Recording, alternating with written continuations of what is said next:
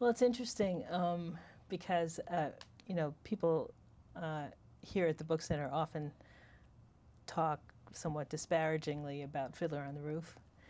And I share some of that in terms of the sentimental, um, view of, life in the shtetl. But I remember when that movie came out in the early 70s, that it was very significant to me because I went to see it.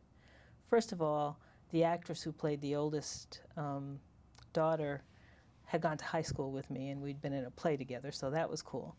But quite apart from that, I think as a cultural, historical moment, and a lot of younger people today don't realize or appreciate this, it was quite new and powerful to see on the big screen.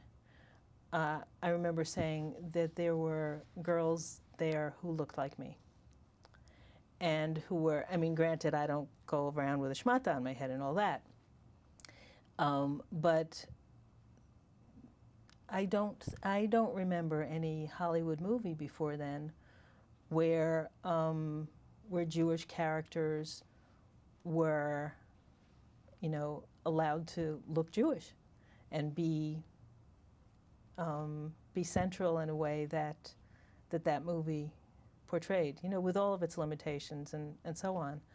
I think that's something that's worth remembering.